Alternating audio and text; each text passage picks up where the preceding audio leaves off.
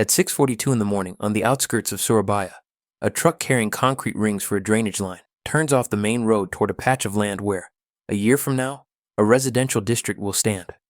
Rows of identical houses, predictable facades, tidy sidewalks. The workers move slowly, staking markers into damp soil, checking coordinates, unrolling geotextile. It all feels routine. The humidity, the faint smell of cement, conversations about breakfast and traffic. No one here wonders why this particular field has been cleared for development, or why a nearly identical one, 5 kilometers north, was rejected. That decision wasn't made at a municipal meeting, wasn't debated by the governor, and didn't emerge from the boardroom of the developer, whose banners will soon line the road. It lives in a chain of approvals in which no individual name appears, only algorithms for risk distribution, soil stability matrices, permissible density thresholds, and archived water load projections. And deep inside that chain, not at the top where we are taught to look, but under the entire procedural stack, sits a set of criteria shaped decades ago by a structure no worker on this site has ever heard of. Districts do not grow because someone decides to build them. They grow where the invisible architecture of feasibility has already been laid. Future residents will believe they chose this location because it's close to schools, reasonably priced, and convenient for commuting. They won't see that their choice was bounded long before any marketing brochure existed. To them, the city seems to expand naturally, demand producing supply, infrastructure following population, development responding to need. But beneath that visible surface flows another layer, still technical, still dull, still so ordinary, no one ever questions it. It's the layer that determines where development is allowed, where it is restricted, and where it is delayed, pending the next recalibration of estuary load projections. It has no slogans, no declarations, no public faces, only resilience categories, rainfall retention coefficients, reservoir backfill tolerances, migration pressure curves, and soil settlement limits. No one pays attention because it doesn't look like power. It looks like order, quiet, procedural, inevitable. Yet inside that quietness, inside those engineering models and compatibility sheets, the defining decision has already been made, where millions of people in Indonesia will live a decade from now. And that decision is already in motion, long before any of them know it exists. When people imagine influence, they picture the visible tiers, ministries announcing development programs, governors unveiling master plans, corporations securing land concessions, investors presenting glossy proposals. These images are familiar, symbolic, photogenic, easy to interpret. Politicians speak of housing targets, regulatory agencies outline urban priorities, development companies promise innovation. It creates a sense that the city is shaped by those who stand in front of microphones. But these actors operate on a surface designed for visibility. Their announcements describe outcomes, not the mechanisms that make those outcomes possible. A governor may authorize a new district, but the authorization itself sits atop compliance frameworks older than their administration. A corporate board may map out a multi-year expansion, but every contour of that map bends around pre-existing standards, zoning tolerances, ecological risk bands, and infrastructure routing corridors written by entities the public has never heard of. The performance is public, the constraints are inherited. Urban expansion, especially in a country as geographically fragmented and ecologically complex as Indonesia, rarely hinges on ideology or ambition. It hinges on compatibility, with hydrological buffers, with seismic classifications, with transit load projections, with coastal retreat models. These aren't crafted in parliament sessions or televised debates. They circulate in technical advisories, in insurance conditions, in planning protocols that governments accept because they have no practical alternative. The state manages the headlines and the ceremony, the machinery beneath them, the rules that determine what is feasible, what is acceptable, what is non-compliant, belongs elsewhere. Developers, too, live inside this illusion of agency. They negotiate, they propose, they compete. But when they submit site plans, they are submitting to a landscape already partitioned by invisible geospatial hierarchies. Their choices are selections from a menu they did not design. Financial institutions appear decisive when they approve or deny project loans, yet their decisions follow actuarial models tied to risk-scoring templates embedded in international standards. Those templates point back to licensing bodies, protocol custodians, and archival datasets shaped by long-dormant entities whose work persists not through enforcement, but through default repetition. The public sees influence in signatures and speeches, but the true mechanism of urban destiny lies in the silent layer beneath, a domain of tolerances, coefficients, and thresholds that dictates where a district can rise, not through command, but through quiet technical inevitability. And the families or networks that shaped this layer decades ago no longer need to intervene. Their influence survives in compatibility charts and zoning matrices, not in declarations. It is not power in the theatrical sense, but something colder and more stable. Power disguised as procedure. The story of the group that would one day influence where entire Indonesian cities take shape does not begin with wealth, lineage, or political ambition. It begins with the surveyor, an unremarkable figure in the records of the late 1970s, assigned to assist with land stability assessments in central Java after a series of minor landslides disrupted rural transport corridors.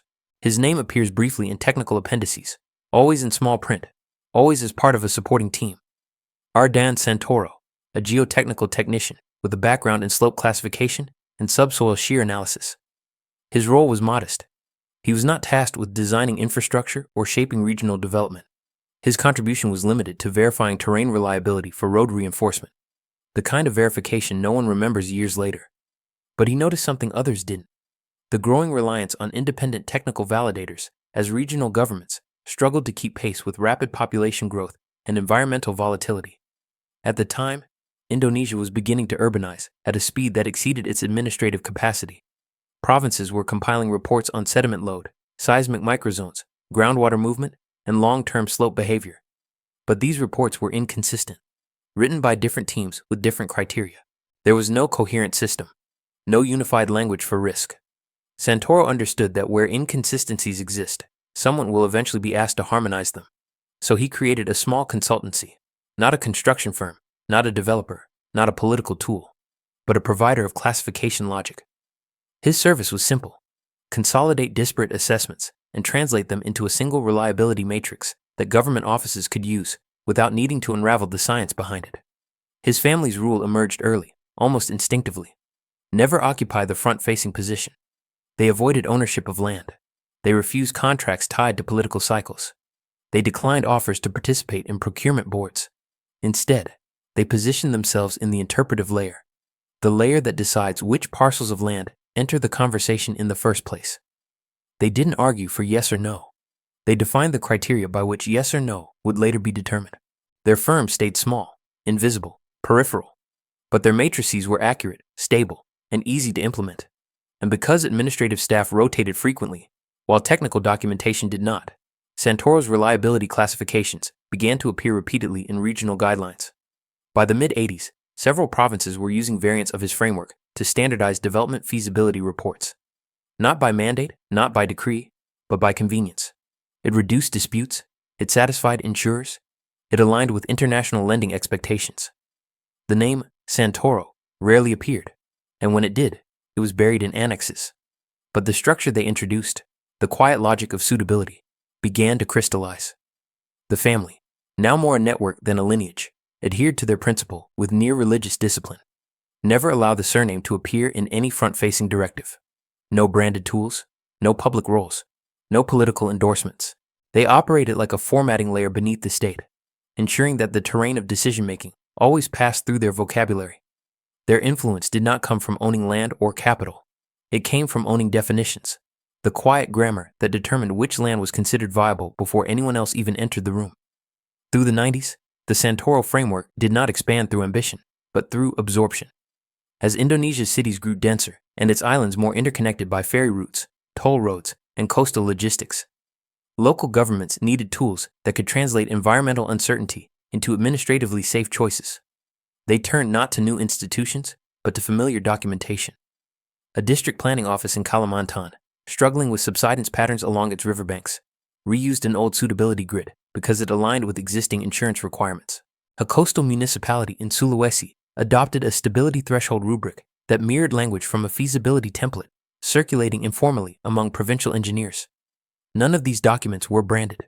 None claimed intellectual ownership, but their structural fingerprints traced back to the quiet tables first drafted by the Santoro network. The group's influence accumulated through channels too unremarkable to attract scrutiny. A minor holding registered in Singapore offered soil behavior modeling tools that automatically exported outputs in a format compatible with pre-existing provincial guidelines. A small advisory office in Bandung standardized rainfall retention coefficients for hillside developments, coefficients that lenders increasingly demanded for loan eligibility. In East Java, a consortium specializing in urban-rural interface zoning, used risk bands derived from a research paper authored by a Santoro-affiliated engineer whose name appeared only once in national archives. Every adoption reinforced the previous one. Every template simplified the work of overburdened clerks. No lobbying was required, no acquisition necessary. Familiarity was enough. By the early 2000s, the network had shifted from producing assessments to producing the conditions under which assessments were evaluated. They designed categorization ladders for long-term settlement behavior, drafted baseline thresholds for liquefaction susceptibility, distributed reference tables for integrating satellite-derived subsidence data into municipal zoning reviews. They didn't control decisions. They controlled the points of comparison that made decisions coherent. The power was procedural, not declarative. Every developer filing an application had to align with something, and that something increasingly mirrored the logic shaped by Santoro-linked entities. Over time, their presence became less human and more architectural.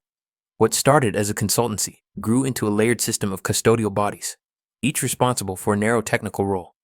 A trust in Kuala Lumpur held archival rights to outdated land stress simulations, still used for historical continuity, because abandoning them would invalidate older zoning maps. A foundation in Zurich maintained interoperability standards for integrating hydrological models with soil risk grids. Meanwhile, a cluster of regional subcontractors in Surabaya specialized in converting local geological surveys into formats required by national risk registries. Individually, none of these entities mattered. Collectively, they formed an ecosystem that planners relied on without realizing it had a common origin. The brilliance of the system lay in its stability. The network avoided acquisitions, avoided publicity, avoided dependence on any single political climate. They offered nothing dramatic, just templates, thresholds, and the quiet reassurance of compatibility. Cities didn't choose the Santoro frameworks because they were better. They chose them because deviating from them meant retraining staff, rewriting procurement forms, and recalibrating risk indexes. Staying with the known was always easier than rebuilding the procedural scaffolding from scratch.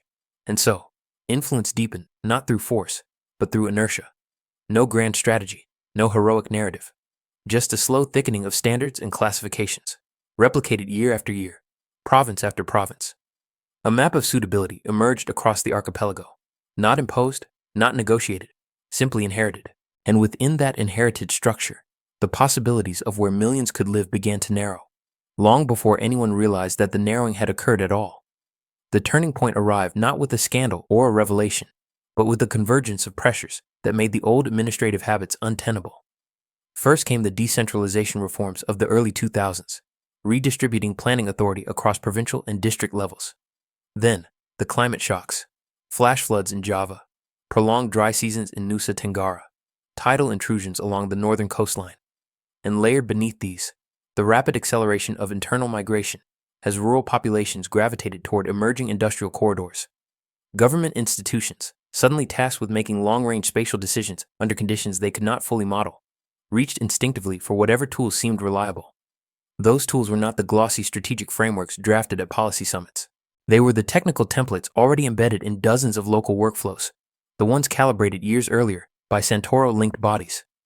The crisis wasn't dramatic. It was administrative. Provincial offices were overwhelmed by environmental volatility. They lacked the capacity to quantify. Insurance providers tightened underwriting rules. International lenders tied infrastructure financing to evidence-based land classification. Ministries released new guidelines that reference compatibility with pre-existing suitability matrices because doing otherwise would create delays they couldn't politically absorb.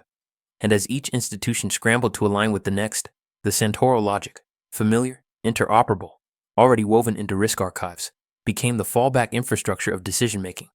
Not because it was superior, because it was available. Developers found themselves navigating a fragmented regulatory landscape in which past classifications dictated new constraints. A district might be declared unsuitable for high-density housing, not because of any fresh evaluation, but because an old settlement behavior coefficient, derived from a Santoro-era model, remained embedded in the risk ledger. Adjusting that coefficient would require revalidating entire zoning bands, an administrative impossibility during periods of political pressure. So the coefficient stayed, and with it, the development boundaries. In the aftermath of several major flooding events, national agencies attempted to harmonize spatial planning rules using international best practices. But harmonization required a common reference language. The only standardized language in widespread circulation belonged, indirectly, to the Santoro architecture, a multi-agency task force pressed for speed, integrated legacy risk grids into new national models because rewriting them from scratch would take years. What was meant as a temporary patch hardened into structural permanence. Through each disruption, the decentralization shock, the climate emergencies, the lending conditionalities, the network did not intervene. It didn't need to. The institutions facing pressure adapted themselves to the logic already in place. And as they did, the influence of the original architects migrated from technical advisory notes to the central nervous system of Indonesia's spatial governance. Nothing about this shift made headlines. There were no accusations, no investigations, no dramatic exposés. What unfolded was far more banal: a world of underfunded planning offices, overstretched regulators, and competing priorities quietly choosing the path of least resistance. The Santoro framework didn't conquer the system. The system, under stress, settled into it, like water flowing into the channels carved long before the storm arrived. In the wake of these crises, the country's spatial future subtly realigned. Entire corridors became preferred zones because their historical datasets were more complete. Other regions fell into delay classifications because legacy inconsistencies triggered conservative risk scores. Migration patterns shifted as developers concentrated on areas with smoother approval pathways. And thus, without intention or design, a family that had long since receded from direct involvement found its procedural DNA shaping the geography of a nation's growth. This was not dominance, it was alignment. A structural adaptation in which the pressures of crisis simply reinforced the quiet logic already in place. A logic that now extended far beyond any person who once drafted it, guiding decisions that no single authority ever consciously made.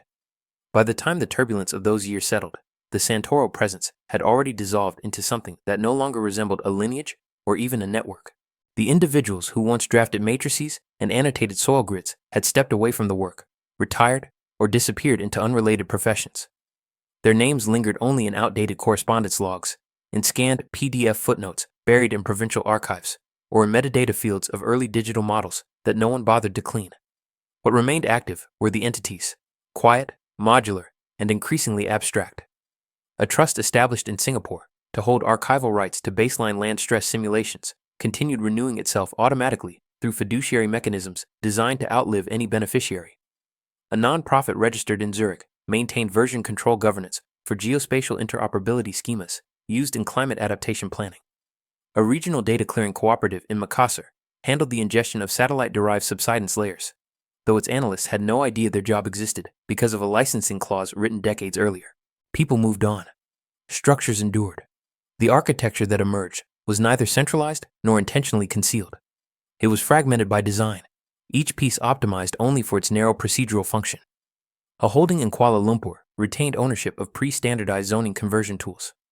A small firm in Rotterdam, nominally independent, managed the API specifications that determined how environmental risk scores were transferred between provincial and national systems.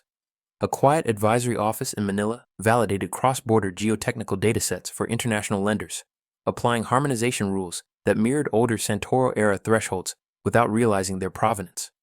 None of these bodies coordinated with each other. None saw themselves as part of anything larger. But the protocols they enforced referenced one another, forming a lattice held together not by intent, but by interoperability. In this world, influence no longer had a face. There was no director to brief, no patriarch to interrogate, no executive signature tying the layers together. Decisions were not made, they were computed. A zoning classification updated itself according to a risk-weighted matrix maintained by a software engine in Singapore. That engine relied on soil stress coefficients licensed from a foundation in Switzerland. The foundation derived those coefficients from archival datasets stored in Canadian servers under the custodianship of an entity whose board rotated annually, chosen for technical neutrality rather than continuity. Even if someone tried to trace the flow of authority, they would encounter only organizational diagrams that pointed sideways, never upward. Influence had become procedural, distributed across jurisdictions, embedded in compatibility rather than hierarchy. Regulators, too, had adapted to this depersonalized landscape. Their work depended on tools and templates they did not own and could not meaningfully alter. Changing a single parameter required a cascade of reviews across institutions operating under different legal regimes. Making a decision outside the system's predefined tolerances wasn't forbidden. It was simply impractical. Every deviation introduced audit risks, funding complications, or insurance penalties. And so, The decision-makers followed the path of least resistance, which meant aligning with whatever structure made their jobs possible. That structure spoke not with human intent, but with technical necessity. Over time, the original logic of the Santoro framework, once the work of a handful of surveyors and engineers, evolved into something more inertial than deliberate. Its components were no longer overseen by descendants or affiliates. They were managed by institutional custodians, who inherited responsibilities without inheriting context. A compliance committee in Jakarta might approve a new housing zone because the external risk model classified it as low liquefaction. The model's classification logic would be based on a coefficient encoded years earlier in a dataset maintained abroad. The dataset itself existed because of a licensing perpetuity clause that no longer referenced any living person. The chain was intact. The authors were gone. And in this absence, the system became even stronger. Without individuals, there was nothing to challenge. Without ownership, there was nothing to reform. Without a center, there was nothing to dismantle. What persisted was a structure, a self-validating, distributed architecture of defaults and thresholds, quietly directing urban destiny across the archipelago. A system whose power did not come from control, but from the simple fact that everything else depended on it. Today, when a new township rises outside Bandung, or when a coastal extension in Balikpapan is approved after months of quiet review, nothing in the process appears unusual. A contractor submits a feasibility packet. A regional office verifies hazard classifications. A national aggregator harmonizes the data into a multi-layer suitability index. Each step feels bureaucratic, administrative, predictable. Yet each of those steps rests on invisible assumptions. Subsidence coefficients, inherited from an interoperability schema last updated in Zurich. Rainfall retention thresholds, derived from a legacy model maintained in Rotterdam. Zoning conversion parameters, aligned with the dataset stored in Vancouver, under a trust no official has ever interacted with directly. No one needs to know where these components come from. They only need them to work. And because they work, the system continues, silently shaping which districts accelerate and which remain pending, which housing projects pass without friction, and which encounter inexplicable delays, which regions rise along Indonesia's development corridor, and which quietly fall out of the narrative. Residents moving into new neighborhoods believe they chose a promising address. Developers think they followed the logic of market demand. Governments speak of strategic growth. But beneath all these stories lies a quieter truth. Choices emerge not from preference, but from the architecture of what is allowed to exist. The influence that once began with the surveyor's classification table now survives as formatting, embedded across jurisdictions, dispersed through institutions, replicated automatically by software and procedure. There is no center to appeal to, no family to identify, no architect to question. The system has no memory of its origins. It doesn't need one. It operates through compatibility, through archived thresholds that feel so natural, no planner ever pauses to ask why they are there. When a district is rejected for development because its slope stability rating falls just below the acceptable band, no one thinks about the band itself. When a coastal city expands inland instead of upward because insurance guidelines make vertical density unviable, no one looks for the authors of those guidelines. When millions settle in one valley rather than another, it feels like economic destiny. It feels like rational planning. It feels inevitable. And perhaps that is the deepest form of influence. The kind that does not announce itself, does not persuade, does not command, only narrows the field of possibilities until every choice leads, quietly, to the same conclusion. Indonesia's cities will continue to grow. Migration will continue to flow. Development corridors will shift with climate, capital, and policy. But beneath that movement lies a map written not in ink, but in parameters. A map adjusted in increments so small, no generation ever notices the change. A map that remains stable, even as governments change, priorities shift, and crises come and go. In the end, what guides where millions will live is not a willful hand, but a quiet lattice of decisions encoded long before anyone arrived to inhabit them. Influence, once born from people, now lives in procedures that need no author and seek no recognition. And like all deep infrastructure, the drainage you never see, the foundations you never question, the quiet logic beneath the visible city, it continues without applause, shaping the world precisely because no one thinks to look for it.